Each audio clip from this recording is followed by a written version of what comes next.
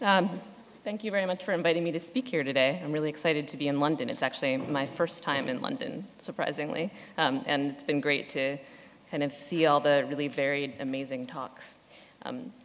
So I am the design director of the New York Times Magazine. That means that I'm in charge of a group of 6 designers that basically design and art direct everything that goes in the magazine, including in our online presence. My talk is going to be about kind of behind the scenes making of the covers that we make. But first I'm just going to give you a little bit of background on the magazine. So this is the first magazine cover ever published. The magazine has a long history. It's about 120 years old. And it was created as a place for literary long-form writing and also as a place for displaying photography. And so what you're seeing up on the screen are the first photographs ever published in the New York Times. It was initially a broadsheet section of the paper. That format has obviously changed. It's now magazine format. But it's still distributed in the Sunday paper. And we currently have about 4 million readers in print. So as I said, we come out every Sunday, so we make 52 issues per year, and we cover all different kinds of topics: politics, culture, sports, science, health, kind of a little bit of everything. We have a really different tone and voice than the paper. And now I'm just going to quickly, before I get into kind of more detailed case studies, I'm just going to quickly go through a number of different covers to kind of show you, give you a sense of the variety of topics and the different approaches that we use. And I think that's one of the pleasures of working at a magazine like this, that we just get so many different topics to work with, so many interesting articles.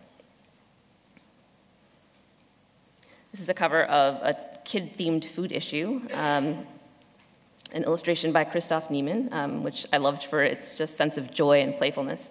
One of the things that is great about the magazine is that it is a non-newsstand magazine, so we have a lot of freedom with our covers. So if you notice, we almost covered the logo here, basically because you get it in your paper, so that's a kind of luxury. A cover for a story on antenatal depression. And there are lots of things written about postpartum depression, the depression that you feel at after having a baby. But this was a story actually about depression during pregnancy, which is really stigmatized because it's a time when you expect women to feel really joyful and happy. So this was a particularly important story for the magazine, one of the first magazine stories ever published on that kind of depression. A story on the Greek financial crisis and the fallout that would send shockwaves through the EU. The magazine often predicts destruction or doom for the EU, sorry. But this is a story about Europe's terrible year and a lot of the issues that have affected the EU recently, from the financial crisis to the migrants. And this often happens. This is a similar topic as the last cover. So basically, we wanted something that conveyed that, kind of Europe's falling apart or, there are these issues, but a map was out. So decided to make this typographic cover with Sean Freeman. And I find that type covers can be really powerful and also that they are really useful for hard to illustrate topics. And for this job in particular, we're on such a weekly schedule, it can be kind of stressful. It's not unusual for someone to come, a few days before the magazine is published and change the story and say, now we're going to publish a story on this other thing that has no visual. So I kind of comfort myself in a way by just thinking, I can always publish a quote or I can always just make some kind of type cover and it can be powerful. Having just said that, this is not a fallback solution, but this is a typographic cover for our annual music issue, which had a really strong typographic identity that was meant to reference letterpress concert posters. And so it really felt right for this issue to set the tone with a type cover. A lot of our covers make use of documentary images. This was for a story that followed 3 children displaced by war and kind of showed what their lives were like. And the magazine's been experimenting a lot with alternate forms of storytelling. So we made a virtual reality film that accompanied this story. A story about the Republican Party trying to roll back voting rights. a story about traumatized and abandoned parrots doing therapy with war vets, a photo by Jack Davison. A cover on the largest environmental lawsuit ever in the United States. A special issue about the future. This was a big story on Minecraft that we did by Christoph. The illustration is by Christoph Niemann, and I really loved the simplicity of this. The use of the square globe was kind of amazing, because of course there are ways to approximate a sphere even just using cubes, but he's always great about kind of narrowing things down to the simplest elements. And this is a type cover for a group of scientists mapping the neurons in the brain. Food issue cover. And a story on the football league and how the sport has become like a religion or a cult. A photo essay about migrants taking boats across the Mediterranean. And an entire special issue on cancer, which completely freaked me out when I heard that our editors wanted to do this, because that's, visuals all about cancer for an entire magazine. Very hard to imagine. And the cover of our Voyages issue, it's a great travel photo by Alex Soth, the photographer, who is basically it's a picture of him on his phone, a reflection in his hotel room window. So we do a lot of different kinds of covers, and many have documentary visuals attached, or it's kind of clear what the image should be, but for many it's actually really not clear, and that's mostly what I want to talk about today. I'm going to talk a little bit about process. So we make so many covers. A lot of times people ask, is there some kind of formula to how you approach these things? And of course there's not really a formula to how we approach it, but for me it kind of all starts with the language. And so this is kind of how the stories come to me. They're in manuscript form, and I tend to read through them twice. Once to kind of get the general gist, and I underline and sketch in the margins, and then the second time I go in and I pull out specific language that relates to ideas.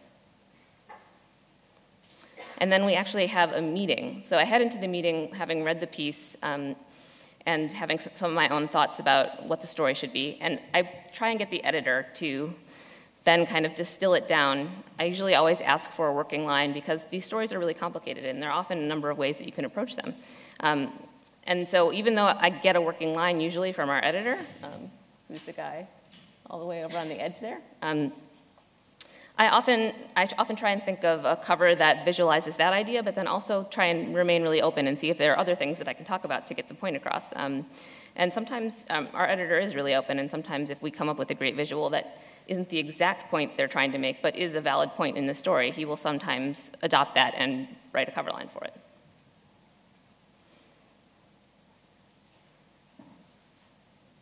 And so then I go back and sketch. And sometimes we present these sketches just as is, and a lot of times we present more developed mock-ups, which you're going to see a number of coming up. So now I'm going to start talking about particular case studies. And I want to talk about political coverage, because we are doing quite a lot of that.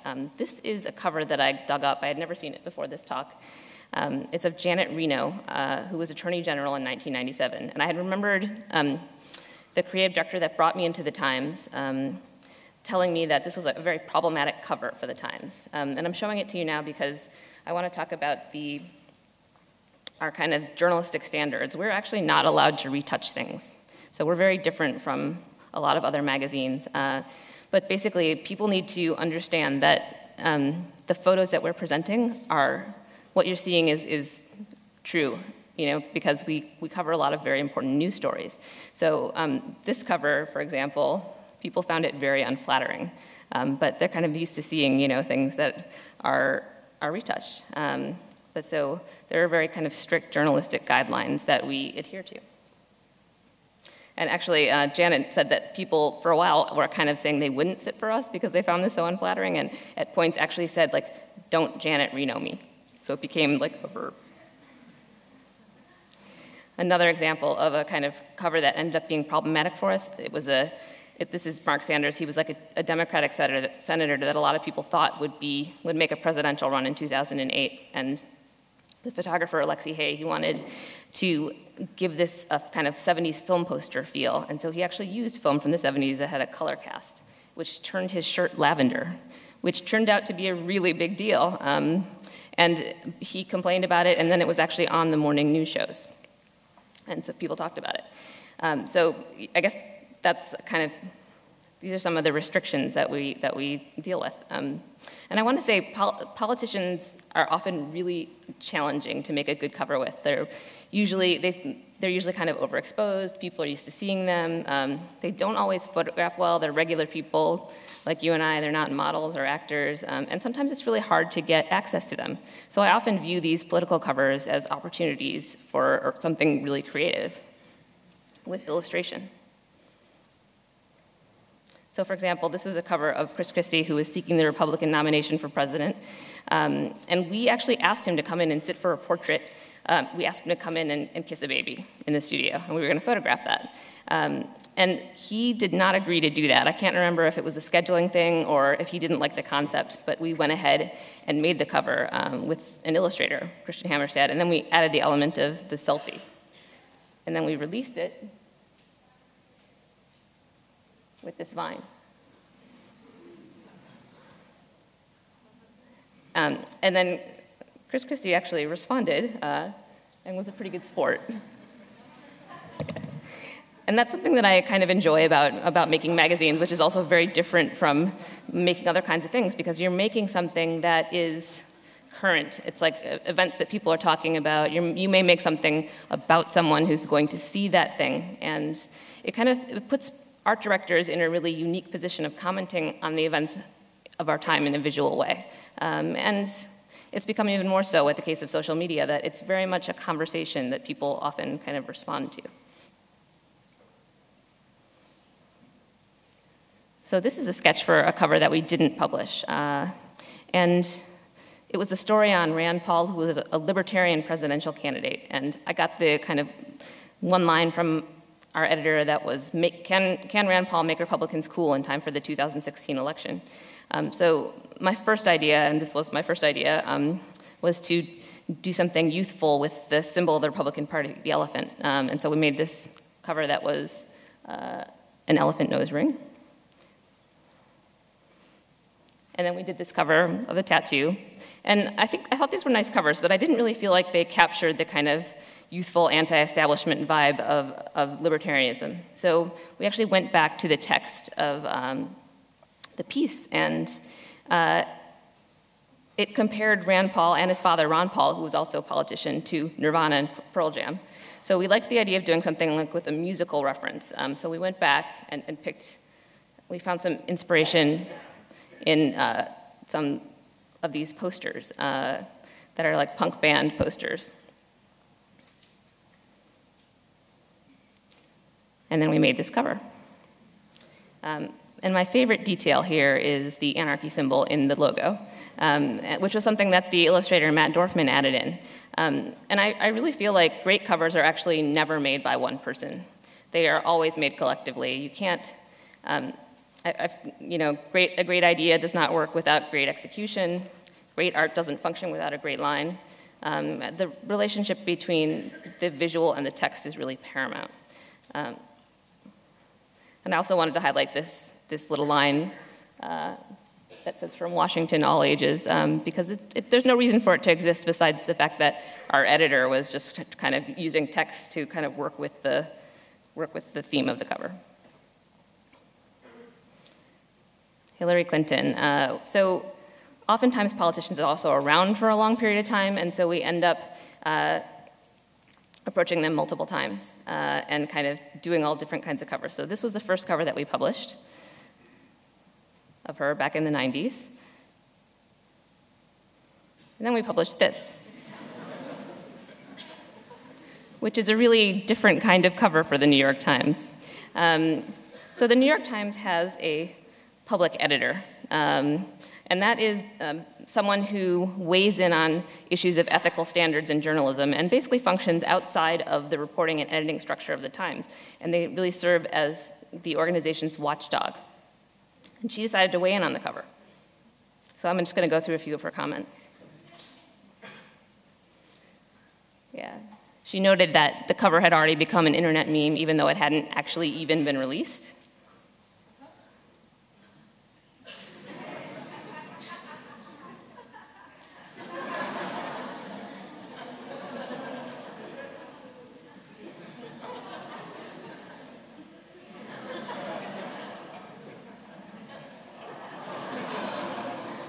I feel like you won't believe me if I tell you that I edited out the inappropriate stuff. But, so yeah, the internet had a lot of fun with the cover. And it also got a lot of TV coverage as well. The New York Times has an interesting cover out today. This is the Sunday New York Times Magazine.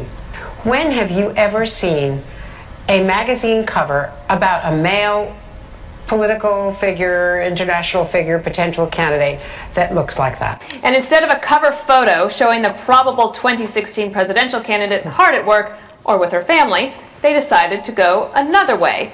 Yes, they put her face in outer space. Do you think that Hillary Clinton will be flattered by this attention? I think she looks like a manatee on the cover. I don't care what their artistic reason was. It's frankly, it's insulting. The woman was a United States Senator, First Lady, and Secretary of State, 17 out of the last 20 years. The most admired woman in the world in the Gallup poll, and she's portrayed as a disembodied, hairless orb. And Media Matters for America, a liberal group, looked at other similar politicians profiled in that magazine, and the men particularly are always photographed in a very solitary portrait. All right, a little bit of fact-checking here. Mitt Romney, published in 2011, we made him a weeble, so not true. And a lot of people actually weighed in on social media as well. This was a tweet from a journalist who writes about feminism and politics, and she did not find it to be sexist, only mildly offensive. That one kind of speaks for itself. That was just a random reader. And then, you know, it kind of lived on. People, even 2 days ago, someone suggested that the Times was really missing out on a major revenue stream and tweeted that. So we were then asked to do a cover story on Hillary Clinton in 2015, and I felt like she'd kind of been through it with us. So I did a very respectful, kind of altar-like treatment, and I made sure there were no unflattering pictures in there. And it was a story about how she was going to reintroduce herself to the American public as a presidential candidate. And there are a lot of kind of behind-the-scenes photos. The artist that made this is Matt Lips.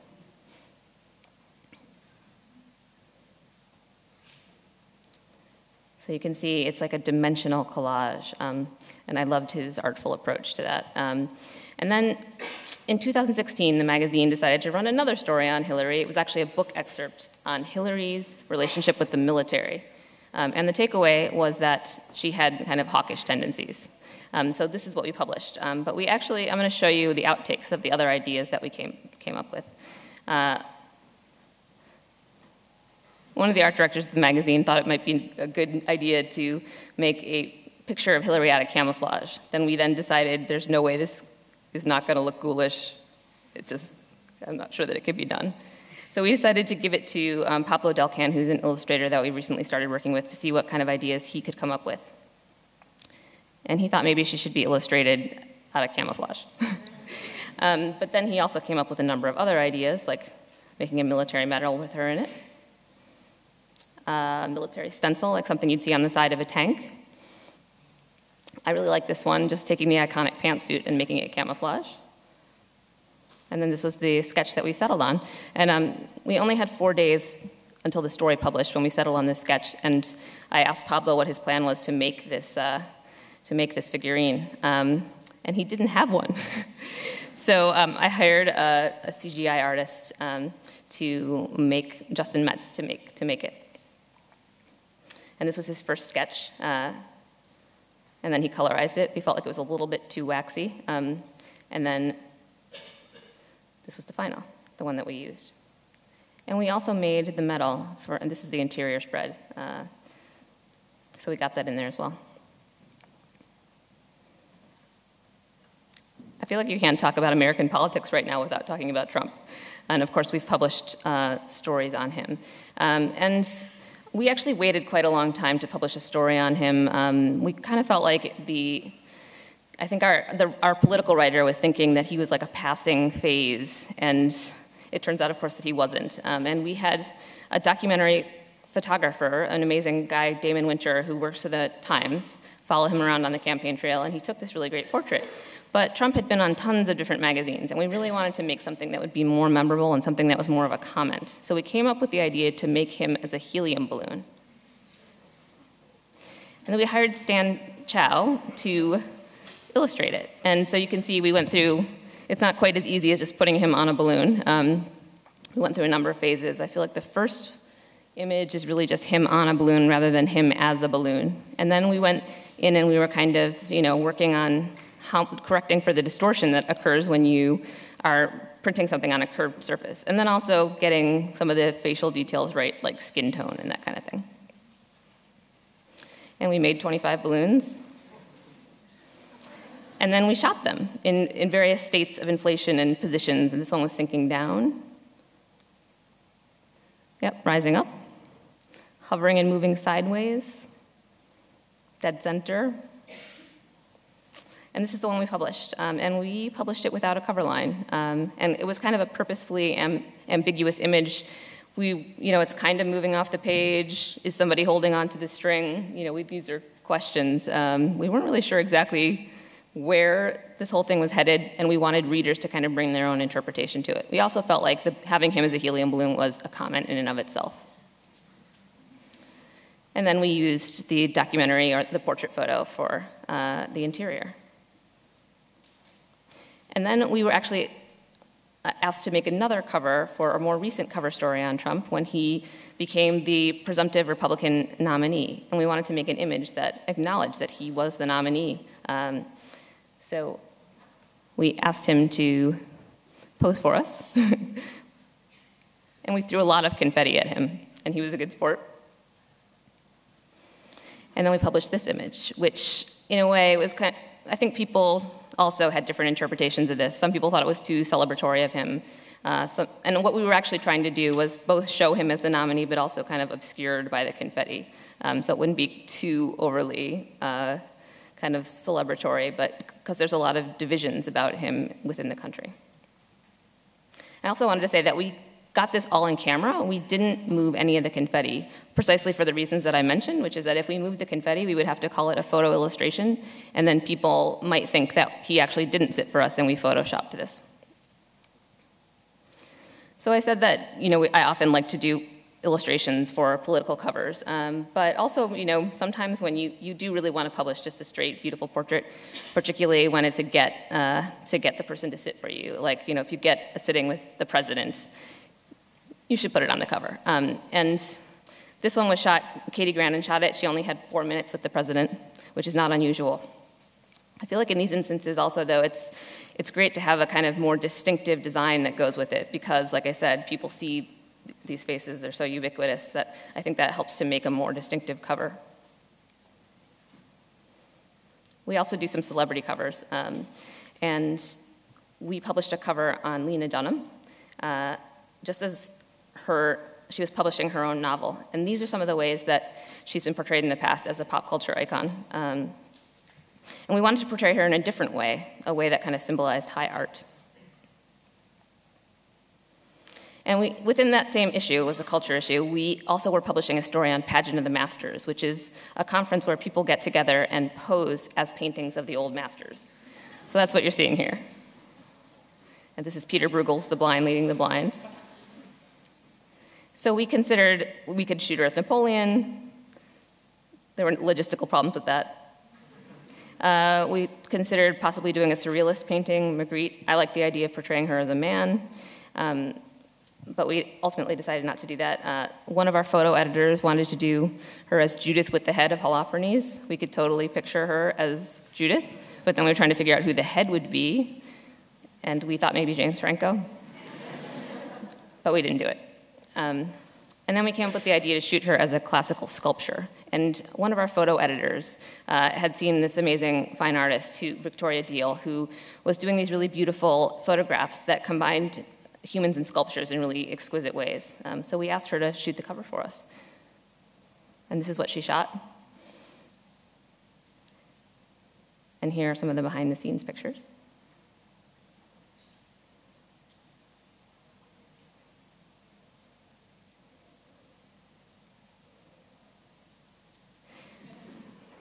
But, you know, when we left that shoot, we didn't have the cover. What we had was these two different images. So a lot of the making of the cover happened in the art direction of this. So I'm just going to show you a bit of that. This is an early iteration, a little more advanced, and the final. And what we were doing was adjusting for the kind of ratio of human and sculpture to figure out like what would be flattering, what makes her recognizable, and what makes a great image. And Lena was really enthusiastic about this concept, and she was very cooperative. When we shot Nicki Minaj for our next culture issue, we were kind of apprehensive because she had cut her interview with our writer short and kicked her out. And then we had to kind of come in and say, now we want to photograph you. And we were worried about what she might do, whether or not she was going to let us shoot her. And she did. We had a number of different setups that we were going to try, and she let us shoot this photo. So we were lucky that it worked. Barbie, also total diva, came to the shoot with her own stylist, paid for by Mattel. You know, I'm going to skip through some of these slides. The shorter version of my talk is not the one that I'm giving here, so it's the wrong version of my talk. Okay, so we did a cover on women providing abortions to women who don't have access to them by the mail. And one of the ideas was to show a package, because that's how they're sending them these pills. So this was an early sketch of that, but we felt like it didn't really have a lot of drama. Then we ended up deciding to turn it and use the cover line as the address. And then it developed a little bit further. We decided to basically turn the magazine and make the whole magazine the envelope. And this is the cover. I'm just going to skip through that. This is a cover by Mauricio Catalan. It was for our global issue, our relaunch issue, and we reached out to a number of different artists and asked them to make a cover that conveyed going global. And so this is what we published, but we got a number of sketches from him before this. This was the first one. And we absolutely loved this visual, and we had no idea what it meant. Just a press conference with fried chicken microphones. So we were tempted to call him and ask him, how can you explain how this relates to going global? But it didn't matter, because basically, if you can't, that's one of the things about magazine covers, is that, it has to be an immediate read. So even sometimes when something is an amazing photo, it doesn't work as a cover. He had also done this cover, which we then kind of talked to him about, could he add a globe to make it more clear that it was a global issue? Could he work that in some way? And then we asked the rest of the artists to do that as well. And that helped kind of hold the whole thing together. And then this happened. The cover of a national magazine makes a sadly too common mistake about our state. The New York Times magazine depicts us as Mexico, leaving out new. Action 7's reporter Aaron Hill talked to some of you to see how you feel about the mistake. This is a recent cover from the newly relaunched New York Times magazine. The Italian artists who drew it say it shows someone erasing the surface of a troubled earth. But when you take a closer look, you can see they left out a pretty important word, the new in New Mexico. Slow news day in New Mexico. But they took it really seriously. They actually took to the streets.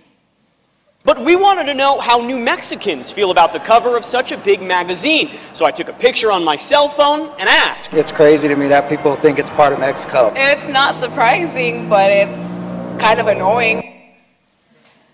So you get the idea that these things are pretty highly scrutinized. We're talking about a prop globe that Mauricio Catalan probably bought. Maybe it was made in China, but they're kind of criticizing us for not fact-checking the globe. Okay, we did another special issue on the role of failure in innovation, and we used archival photography for that. So this is an example of an aerocycle or a personal helicopter. Not successful, but a precursor of the drone. Another invention, the wingsuit. And in 1912, this inventor dove from the Eiffel Tower wearing this suit. It ended really badly. And so I made a bunch of different covers with archival photos. But then kind of started to think about different ways that the magazine, the format of the magazine could actually reflect the idea of failure, and made this sketch. And I thought it would be a good idea to publish a failed cover attempt of our own. So I mocked it up and I pitched it to our editor.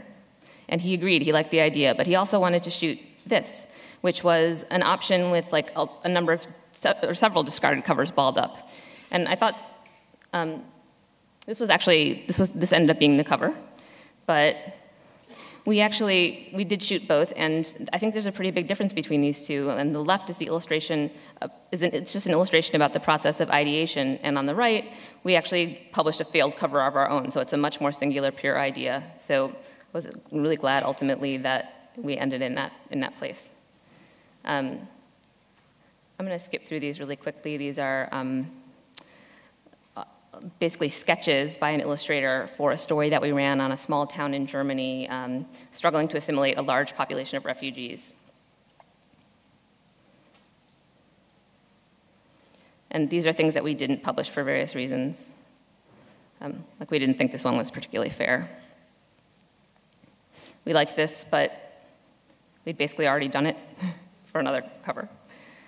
And we ended up really liking this, but one of our deputy editors thought that it sent the message that the refugees are dirty and they are tracking mud through Europe. And so we tried to figure out a way to make it feel more symbolic, like a visual record of a hard journey. So we came up with the idea to make the footprints out of charcoal dust.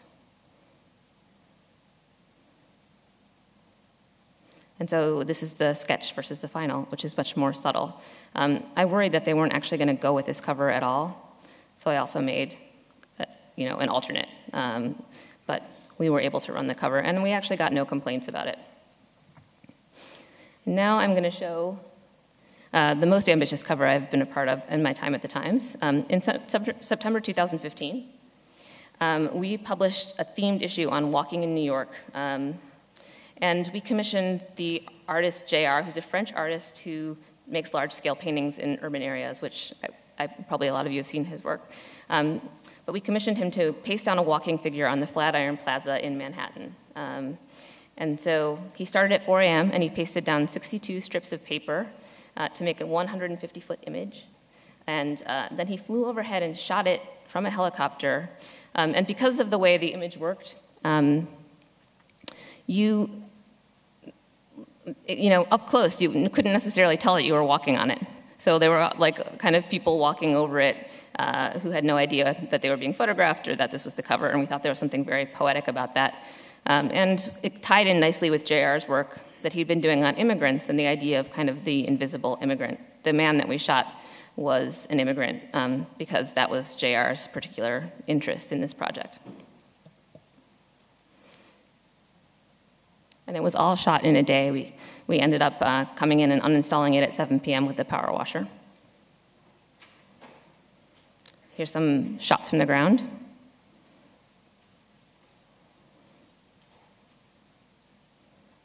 And we also made a virtual reality film of the making of the cover so that people could have the experience of kind of hanging off the side of the helicopter, and looking down on New York City. And obviously, this is not the VR film, but it's a 360 simulation of what that film looks like.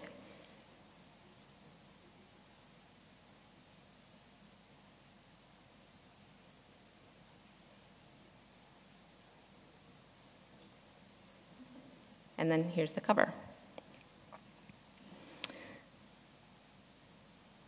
And so we obviously don't make only magazine covers, we make a whole magazine. And I couldn't imagine really coming all the way to London and not showing you at least a bit of what the rest of the magazine looks like. So just here's a little quick video that gives you a taste of the rest of the magazine.